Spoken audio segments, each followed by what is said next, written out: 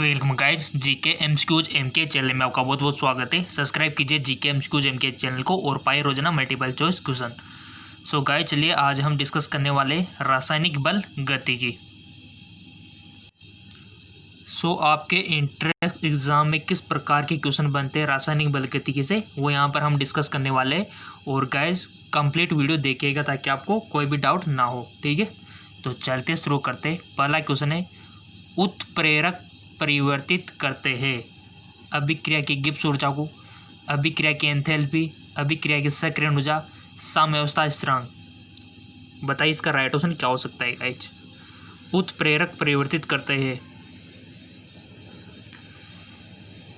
So simple इसका right option हो जाएगा अभिक्रिया की सक्रियण ऊर्जा को, ठीक है। अगला क्वेश्चन है कि उत्प्रेरक की उपस्थिति में अभिक्रिया के दौरान ऊष्मा का अवशोषण अथवा उत्सर्जन। अब 4 ऑप्शन आपको दिए जा रहे हैं, तो आपको उनमें से डिस्कस करना है। आपके सामने ऑप्शन है कि बढ़ता है, घटता है, अपवर्तित रहता है, बढ़ अथवा घट जा सकता है। सो सिंपल इसका राइट ऑप्शन हो जाएगा अपवर्तित रहता है। नेक्स्ट क्वेश्चन है, रासायनिक अभिक्रिया की सक्रियण ऊर्जा को निर्धारित किया जा सकता है। रासायनिक अभिक्रिया की सक्रियण ऊर्जा को निर्धारित किया जा सकता है मानकता पर वेग नियतांक का निर्धारित करके, दो तापों वेग नियतांक का निर्धारित करके, या फिर संगठन की प्रायिकता का निर्धारित करके, या फिर उत्प्रेरक का प्रयोग करके।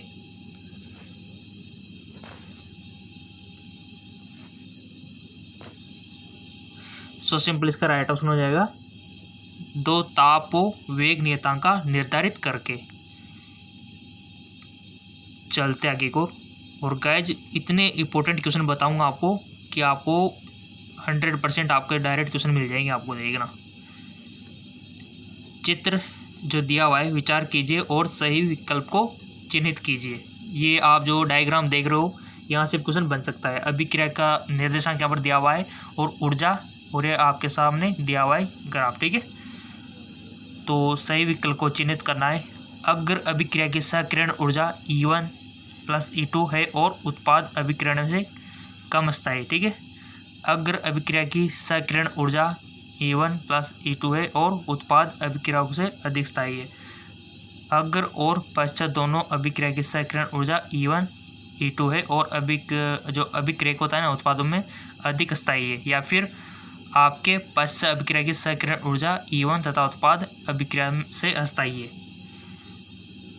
सो आपको राइट ऑप्शन बताना है ये डायग्राम देख के। सो सिंपल इसका राइट ऑप्शन हो जाएगा आपका अग्र अभिक्रिया की सक्रियण ऊर्जा E1 + E2 है और उत्पाद अभिक्रियक से कम अस्थायी है, ठीक है। चलते आगे और नीचे दी गई गैस प्रावस्था में प्रथम कोटि की विघटन अभिक्रिया पर विचार कीजिए। ये देखिए, ए के विघटन से पूर्व तंत्र का प्रारंभिक दाब T समय के पश्चात तंत्र का दाब इकाई पर बढ़कर PT हो जाता है। अभिक्रिया के लिए वेग स्थिरांक को लिखा जा सकता है। ये 4 ऑप्शन आपके सामने है गाइज। सो सिंपल इसका राइट ऑप्शन हो जाएगा सेकंड। अगला क्वेश्चन है, RNA समीकरण के अनुसार ये जो अभिक्रिया दी हुई है दर स्थिरांक के बराबर है और 1.T के मध्य ग्राफ को निम्न विकल्पों में से किसके द्वारा प्रदर्शित किया जा सकता है।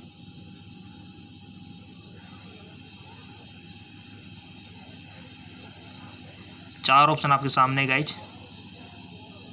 राइट ऑप्शन आपको चूज करना है। ध्यान से देखिएगा हर एक ग्राफ को, फर्स्ट, सेकंड, थर्ड, फोर्थ, और उसके बाद सही डिसीजन आपको लेना है। सो सिंपल इसका राइट ऑप्शन हो जाएगा फर्स्ट वाला हमारा राइट ऑप्शन हो जाएगा। अगला क्वेश्चन है, निम्न RNA समीकरण पर विचार कीजिए और सही विकल्प पर निशान लगाइए। तो पहला दिया हुआ है कि अभिक्रिया स्थिरांक बढ़ती सहकिरण ऊर्जा और घटते ताप के साथ चरकांतक से बढ़ होता है, या फिर अभिक्रिया स्थिरांक बढ़ती सहकिरण ऊर्जा और घटते ताप के साथ कम होता है। अभिक्रिया दर स्थिरांक घटती सहकिरण ऊर्जा और घटते ताप के साथ चरकांतक बढ़ता है। अभिक्रिया दर स्थिरांक घटती सहकिरण ऊर्जा और बढ़ते ताप के साथ चरकांतक से बढ़ता है। बताइए इसका राइट ऑप्शन क्या होगा। सो सिंपल इसका राइट ऑप्शन हो जाएगा आपका फोर्थ, अभिक्रिया दर स्थिरांक घटती सहकिरण ऊर्जा। अगला क्वेश्चन, जिंक और तनु HCl की अभिक्रिया में बनी हाइड्रोजन के आयतन और समय के मध्य ग्राफ चित्र 4.2 में दिया है। इसके आधार पर सही उत्तर पर निशान लगाइए। 40 सेकंड पर औसत दर यहाँ पर दी हुई है, तो आपको राइट पे टिक लगाना है। सो गाइस इसका राइट ऑप्शन हो जाएगा आपका 40 सेकंड पर औसत दर V3/40। ठीक है, अगला क्वेश्चन है, अभिक्रिया की कोटि के बारे में कौन सा कथन सही नहीं है।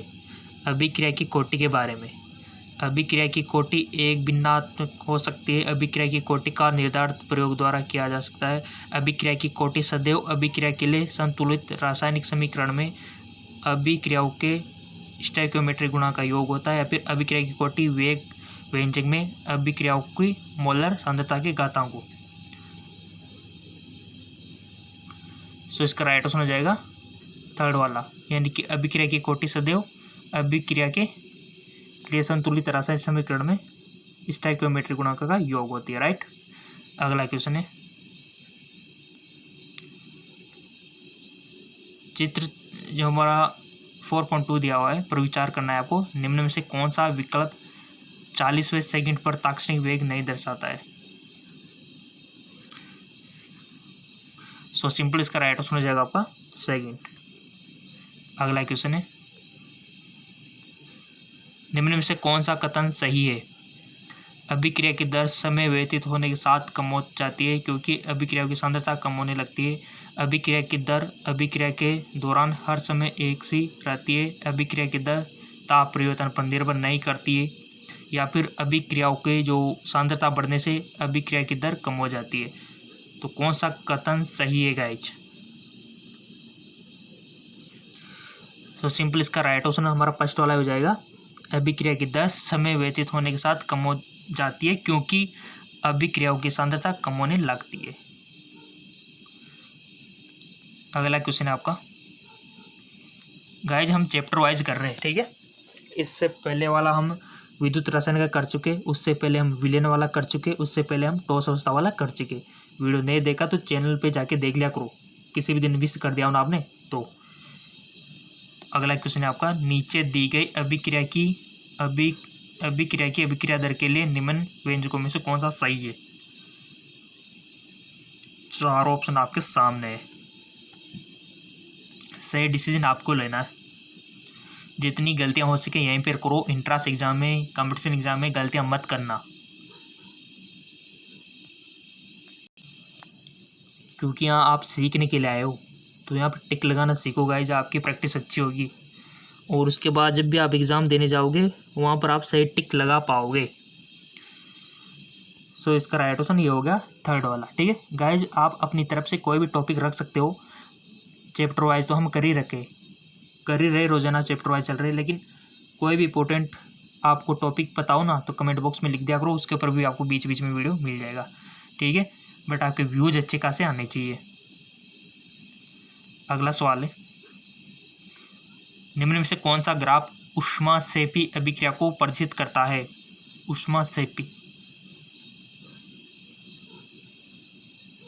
बताइए कौन सा ग्राफ, पहला वाला, दूसरा, तीसरा या फिर चौथा। तो यहाँ पर दिया हुआ है केवल ख या फिर केवल ग या फिर ख और ग दोनों, बताओ। राइट ऑप्शन आपको बताना है।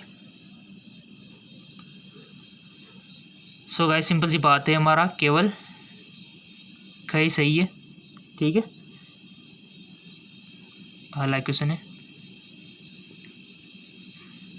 अभिक्रिया जो आपके सामने दी हुई है के लिए निम्न वेग प्राप्त होता है। वेग, ठीक है, ए की सांद्रता स्थिर रखते हुए अभिक्रियक बी की सांद्रता दुगनी करने पर वेग नियतांक का मान समान रहता है। देखो क्वेश्चन को पहले समझ लो, आपके सामने क्वेश्चन, उसको समझने के बाद ही आप इसका आंसर दिया करो। समझ लिया? और उसके बाद फिर 4 ऑप्शन पढ़ा करो। 4 ऑप्शन पढ़ने के बाद जो आपको लगता है कि ये तो नहीं हो सकता, क्रॉस लगा दिया करो, ये भी नहीं हो सकता, 2 में थोड़ा कंफ्यूजन हो उसमें कंपेयर करके सही टिक लगाया करो, ठीक है ना। आई होप आपने लगा दिया होगा। इसका राइट ऑप्शन हो जाएगा दुगना हो जाएगा, ठीक है, नियतांक का मान दुगना हो जाएगा। अगला क्वेश्चन है,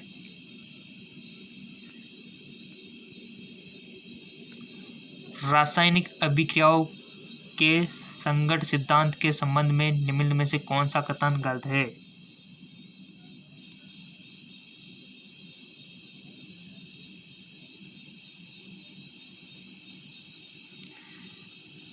यह अभिक्रिया करने वाली अणु अथवा परमाणु को कठोर गोले मानता है और उनके संरचनात्मक गुणों पर ध्यान नहीं देता है। प्रभावी संगठनों की संख्या अभिक्रिया दर पर निर्धारित करती है। उत्पाद पर्याप्त दहलीय ऊर्जा प्राप्त अणुओं अथवा परमाणु के संगठन के परिणाम स्वरूप बनते हैं। संगठन के प्रभावी होने के लिए अणुओं को पर्याप्त दहलीय ऊर्जा और उचित अभिविन्यास के साथ ठहरना चाहिए।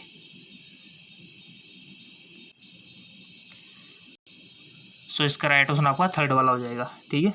उत्पाद पर्याप्त दहलीय ऊर्जा प्राप्त अणुओं अथवा परमाणु के संगठन के परिणाम स्वरूप बनते हैं। अगला क्वेश्चन है, प्रथम कोटि की अभिक्रिया, ठीक है, 1.26 मल्टीप्लाई 10⁻14 इसमें 50% पूर्ण होती है। 100% पूर्ण होने में इससे कितना समय लगेगा? बहुत अच्छा क्वेश्चन है, मोस्ट इंपॉर्टेंट है, वेरी वेरी वेरी इंपॉर्टेंट है। ऐसे क्वेश्चन बनते हैं आपके। प्रथम कोटि की अभिक्रिया हो गई, शून्य कोटि की, द्वितीय कोटि की, यहाँ से तो क्वेश्चन बनता है और अर्धायुकाल से भी बनता है, रेडियो एक्टिव से भी बनता है, ठीक है। ये मोस्ट इंपॉर्टेंट इनकी हेडिंग है, तो टिक तो लगा दिया होगा ना आपने। सो इसका राइट ऑप्शन हो जाएगा इनफाइनाइट, यानी कि अनंत। कितना समय लगेगा? अनंत। अगला क्वेश्चन है, यौगिक ए और बी निम्नलिखित रासायनिक समीकरणों के अनुसार अभिक्रिया करते हैं, राइट। किसी एक अभिक्रिया की जो सांद्रता स्थिर रखते हुए ए अथवा बी की सांद्रता में परिवर्तन किया गया है और वे को प्रारंभिक सांद्रता के कारकों के रूप में माना गया है। निम्नलिखित परिणाम प्राप्त हुए इस अभिक्रिया के वेग समीकरण के लिए सही विकल्प आपको चुनना है। ये देखिए, तो सही विकल्प आप चूज कीजिए। आपके सामने सारा मटेरियल दिया हुआ है। क्वेश्चन दिखा देता हूँ एक बार। ये देखिए क्वेश्चन आपके सामने है।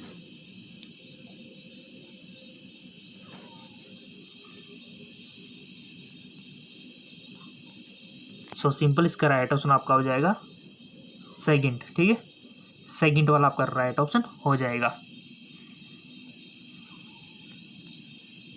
अगला क्वेश्चन है, उत्प्रेरक के लिए निम्न में से कौन सा कथन सही नहीं है? यह अग्र और पश्च दोनों अभिक्रियाओं को समान रूप से उत्प्रेरित करता है। यह अभिक्रिया का डेल्टा जी परिवर्तित कर देता है। यह वह पदार्थ है जो अभिक्रिया के साम्य स्थिरांक को परावर्तित नहीं करता। यह अभिक्रिया और उत्पादों की सेकेंडरी ऊर्जा को कम करके वैकल्पिक क्रियाविधि देता है। तो उत्प्रेरक के लिए कौन सा कथन सही नहीं है?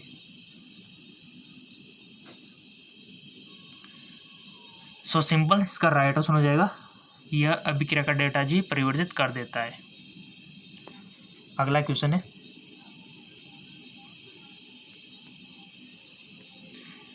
एक छद्म प्रथम कोटि की अभिक्रिया के लिए वेग स्थिरांक का मान अल्प मात्रा में उपस्थित अभिक्रियाओं की सांद्रता पर निर्भर करता है, अधिक में उपस्थित अभिक्रियाओं की सांद्रता पर निर्भर करता है, फिर अभिक्रियकों की सांद्रता पर निर्भर नहीं करता, या फिर केवल ताप पर निर्भर करता है। बहुत अच्छा क्वेश्चन है। एक छद्म प्रथम कोटि की अभिक्रिया के लिए वेग स्थिरांक का मान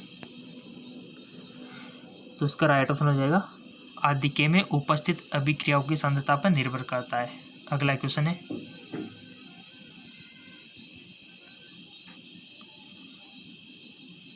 अभिक्रिया पर आपको विचार करना है। अभिक्रियाओं में तथा उत्पादक दोनों ही सांद्रता समय के साथ चरघातांक से बढ़ती है। निम्न में से कौन सा चित्र अभिक्रियाओं के और उत्पादों की सांद्रता में समय के साथ परिवर्तित को सही व्याख्यात करता है? ये देखिए, फर्स्ट, सेकंड, थर्ड और फोर आपके सामने है। तो बताइए इसका राइट ऑप्शन क्या होगा? सो सिंपल, इसका राइट ऑप्शन सेकंड वाला हो जाएगा। ठीक है, देखिए क्वेश्चन अभी किस प्रकार से बन सकते हैं वो भी मैं आपको बता देता हूँ। पूरा हम डिस्कस करेंगे। अभी तो बहुत सारे एमसीक्यूज बन सकते हैं आपके, तो चलिए किस प्रकार से बन सकते हैं उसको हम भी देख लेते हैं यहाँ पर। सो गाइस, जैसे कि आप स्क्रीन पे देख पा रहे होंगे, यहाँ से 100% क्वेश्चन बनता है। एमसीक्यूज यहाँ से देख पा रहे होंगे आप, कितने सारे एमसीक्यूज बन सकते हैं यहाँ से। यहाँ पर आपको अभिक्रिया याद रखनी है, शून्य कोटि की, प्रथम कोटि की, द्वितीय कोटि की, राइट। इतना से याद करने के बाद, और सभी को रेकमेंड करता हूँ इसको तो रट लेना, कंटेस्ट याद कर लेना गाइस। इसके बाद कोटि कितनी होती है, ठीक है, वो यहाँ पर आ जाएगी। और वेग, इस तरह की इकाई आपको याद रखनी है। ठीक है, ये फॉर्मूला आपके सामने दिया हुआ है और इकाइयाँ इनके सामने दी हुई है कि शून्य कोटि की अभिक्रिया के लिए वेग इस तरह की इकाई क्या होती है। यहाँ से क्वेश्चन बन सकता है। प्रथम कोटि की अभिक्रिया जो होती है उसके लिए वेग इस तरह की इकाई क्या होती है, सब कुछ यहाँ पर दिया हुआ है। आप देखो यहाँ पर, ठीक है, कितना अच्छा दिया हुआ है। तो ये मात्रक आपको याद रखने हैं, ठीक है। और ये फॉर्मूले हो गई। यहाँ से हर एक चीज़ इंपॉर्टेंट है। ये टेबल चाहे तो आप इसका स्क्रीनशॉट ले सकते हो। इस टेबल से 10-15 क्वेश्चन बन रहे अभी यहाँ के आई एमसीक्यूज के, और ऐसे तो एमसीक्यूज बनते हैं आपके यहाँ से तो आपकी एनसीईआरटी से, ठीक है। तो सबको रिकमेंड करता हूँ कि शून्य, अभी जो शून्य कोटि की अभिक्रिया है, प्रथम कोटि की अभिक्रिया, द्वितीय कोटि की अभिक्रिया, इनके जो यहाँ पर वेग इस तरह की इकाइयाँ दी हुई है, फॉर्मूला दिया हुआ है, इनको याद करना है, ठीक है। प्रॉमिस करना है आपको। उसके बाद नेक्स्ट जो आपका आता है, देखो कोटि यहाँ पर दी हुई है, अभिक्रिया का प्रकार क्या रहेगा, ठीक है। उसके बाद अवकल वेग नियम और समाकलन वेग नियम, यहाँ से भी क्वेश्चन बनता है। और सरल रेखा आलेख यहाँ पर दिया हुआ है। और अर्धआयु इंपॉर्टेंट, यहाँ से तो क्वेश्चन बनता है अर्धआयु से। तो शून्य के लिए क्या होगा, प्रथम कोटि के लिए क्या होगा, अर्धआयु उनके लिए कौन सा फॉर्मूला अप्लाई करना है, ये चीज़ यहाँ पर से आपको याद रखनी है। और इकाइयाँ यहाँ पर दी हुई सांद्रता, ठीक है। तो ये इकाइयाँ बहुत इंपॉर्टेंट है। डायरेक्ट क्वेश्चन पूछ लिया जाता है कि इसकी इकाई क्या होगी, ठीक है। तो ये तो आपको याद ही रखना पड़ेगा, कैसे भी याद रखो आप। ज़्यादा कुछ नहीं है, देखो 2-3 ही तो है, तो उनको तो आप इजीली याद रख सकते हो। और गाइज 100% क्वेश्चन बनते हैं। बहुत सारे फिर एग्ज़ाम देने के बाद कमेंट करते सर क्वेश्चन आए नहीं। तो क्वेश्चन तो आपको तब आएंगे जब आप वहाँ से इनको याद करोगे। और इन सारणी, इन टेबल से क्वेश्चन बनेंगे आपके, देखना। तो वो पहले वाली जो मैंने बताई थी उसको एक तो याद करना है, उसके बाद ये सेकंड वाली टेबल आपको याद करनी है, ठीक है। इसके बाद और चलते आगे। और गाइस जो पूरा सारांश पढ़ने के बाद, वो पूरा 2 टेबल पढ़ने के बाद ये सारांश अवश्य पढ़ लेना, यहाँ से क्वेश्चन बनेंगे आपके, राइट। तो इसी प्रकार के क्वेश्चन बनते हैं। जो दोनों टेबल मैंने बताए उनको याद कर लेना, और जो एमसीक्यूज बताए उनको याद कर लेना। और जो भी फॉर्मूले बन सकते हैं ना आपके इस चैप्टर से, बस उनको देख लेना, आपका काम बन गया। ऐसे नियम से चलोगे तो आप ज़रूर सफल होगे, ठीक है, सिलेबस के अकॉर्डिंग। तो मैंने आपको बता दिया है।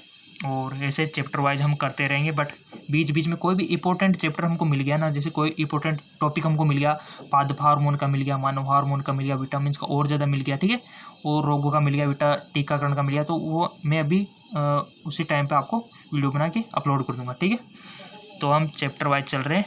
और हमारा जो जेके लॉन जॉब चैनल है उसको फॉलो कर सकते हो, वहाँ पर भी हम एमसीक्यूज करवाते हैं, ठीक है, इंग्लिश और हिंदी मीडियम है। तो उसका लिंक नीचे डिस्क्रिप्शन में दिया हुआ है, जाके फॉलो कर सकते हो। ओके, धन्यवाद। और मैं आप सभी को बोलूँगा वीडियो आप पूरे देखो। चैनल पे जाके नीचे जीके एमसीक्यूज एमके लिख रहा होगा, उस पर क्लिक करो, आप क्लिक तो करो, आपके सामने कुछ इस प्रकार का इंटरफेस ओपन होगा।